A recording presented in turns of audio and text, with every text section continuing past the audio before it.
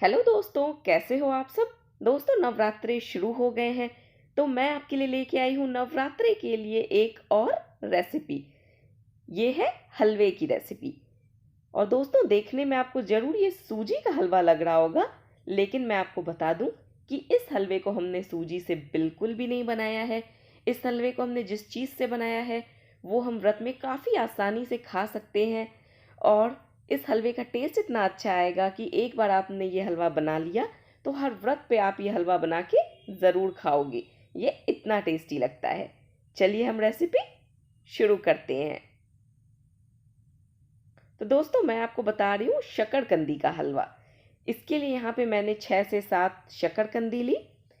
इसे कुकर में डाला, साथ ही डाल दिया 1 कप पानी और हाई फ्लेम पे 3 सीटियां लगवा दी। शकरकंदी बॉईल हो गई है, अब हम इसे छील लेते हैं। शकरकंदी का हलवा दोस्तों काफ़ी टेस्टी लगता है और शकरकंदी व्रत में खाई भी जाती है। दोस्तों, जब ये हलवा आप बनाओगे और किसी को भी खिलाओगे ना, तो वो यकीन ही नहीं करेगा कि इसे आपने शकरकंदी से बनाया है। इसका टेस्ट कितना अच्छा आता है कि कोई समझ ही नहीं सकता कि इसे आपने शकरकंद से बनाया है। ये देखिए दोस्तों, सारी शकरकंदी मैंने यहाँ पे छील ली है। अब इसे मीडियम ग्रेटर से ग्रेट करेंगे। ये देखिए, इस तरीके के ग्रेटर से हमें इसे ग्रेट कर लेना है। शकरकंदी जो मैंने बॉईल की है, ये बहुत ज़्यादा सॉफ्ट होने तक बॉईल नहीं की है। जैसे हम आलू बॉईल करते हैं ना, बस उतनी ही ये यहाँ पे शकरकंदी बॉईल है। बस हाई फ्लेम पे मैंने 3 सीटियाँ लगवाई थी इसे। ये देखिए, शकरकंदी अच्छे से ग्रेट हो गई है। चलिए अब हम हलवा बनाना शुरू करते हैं। तो यहाँ पे मैंने लिया है पैन, इसमें मैं डाल रही हूँ 1 बड़ी कड़छी घी। दोस्तों, जिस पैन में आप हलवा बनाएंगे वो हैवी बॉटम होना चाहिए, और मैं यहाँ पे स्टील का हैवी बॉटम पैन यूज़ कर रही हूँ। अगर आपके पास ना हो तो आप नॉन स्टिक में भी बना सकते हो। घी गर्म हो गया तो इसमें मैंने डाल दिया बारीक कटे हुए बादाम। बादाम को हम घी में तकरीबन 30 सेकंड तक रोस्ट करेंगे। जब बादाम घी में रोस्ट होते हैं तो ये हलवे का टेस्ट और भी ज़्यादा बढ़ा देते हैं।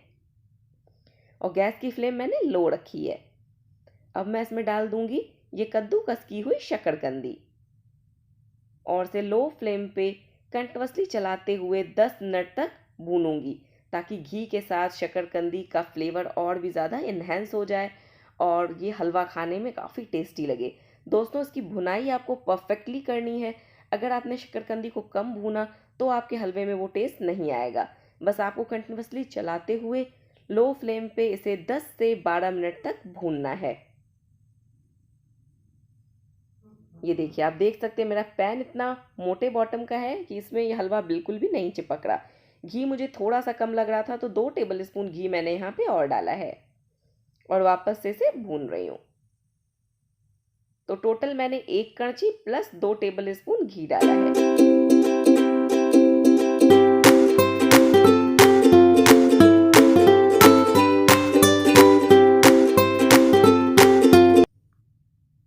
10 मिनट हो गए हैं दोस्तों, शकरकंदी बिल्कुल अच्छे से भुन चुकी है। अब हम इसमें डालेंगे खोआ। तो यहाँ पे मैंने 150 ग्राम खोआ लिया। दोस्तों, ये होममेड खोआ है जो कि मैंने बनाया है सिर्फ 3 मिनट में। तो ये मैंने अभी अभी बनाया है, काफ़ी फ्रेश है, तो इसे कद्दूकस करने की ज़रूरत नहीं है, ये ऐसे ही इसमें मेल्ट हो जाएगा। लेकिन अगर आप मार्केट से लाते हो खोआ तो उसे ग्रेट करके ही यूज़ करोगे, और ये फीका खोआ है। खोए को भी हम शकरकंदी के साथ 2-3 मिनट तक लो फ्लेम पे भून लेंगे, ताकि खोए का कच्चापन निकल जाए। 2-3 मिनट हो गया, खोआ भी अच्छे से मैंने भून लिया है शकरकंदी के साथ। अब मैं इसमें डाल रही हूँ चीनी।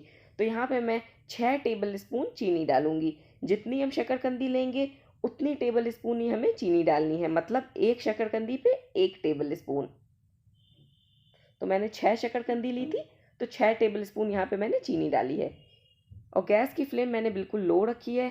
अब हम इसे अच्छे से कर देंगे मिक्स। साथ ही यहाँ पे मैं डालूंगी 1 छोटा चम्मच छोटी इलायची का पाउडर।